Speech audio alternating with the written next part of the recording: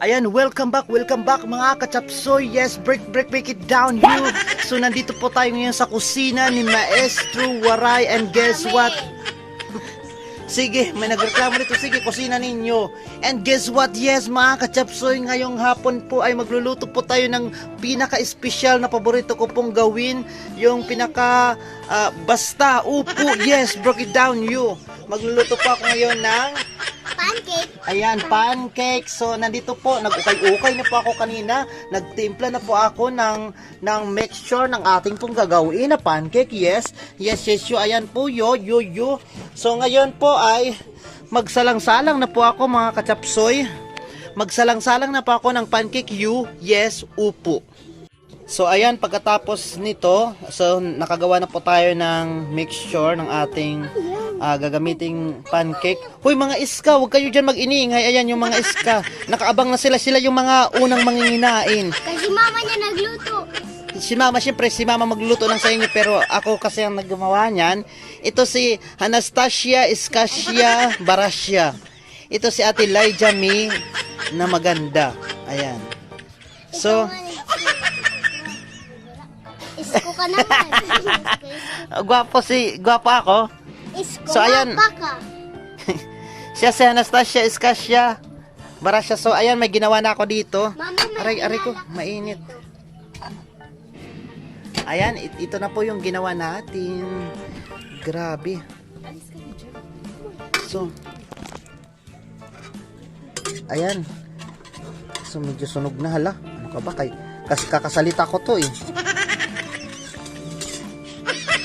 So, ayan, tapos na. So, ayan, nakagawa na ako ng dalawa. Yes. Ngayon, lalagyan na naman natin.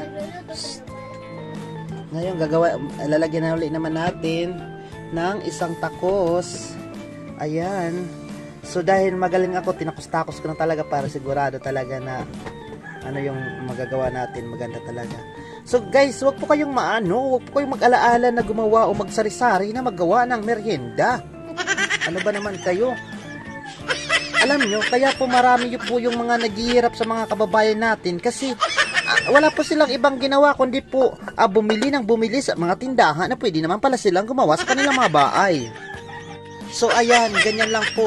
Kapag po may free time po ako, nagluluto pa ako ng kung ano-ano po, pagkain, ulam, at saka syempre, ganito po na mga kakanin. Ayan. So ngayong hapon po ay pancake po yung ginawa natin. So, grabe, masarap po to. Ayan, pakita ko sa inyo ha. Ano ba yan? Mainit kasi.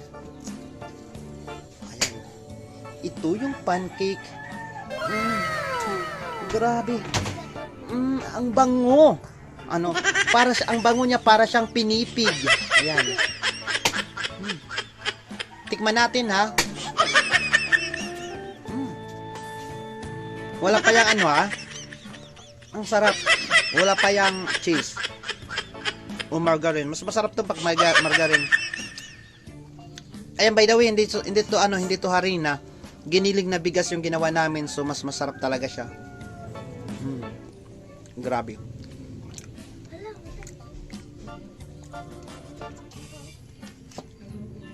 Itong ginamit namin.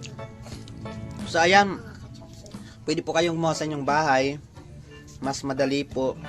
Para hindi po kayo gastos ng gastos. O ayan, pwede nyo pang gawing paypayan. O diba? Marami po yung pwede paggawin nyo dyan. Pwede nyo dyan, basta. Tapos kainin talaga.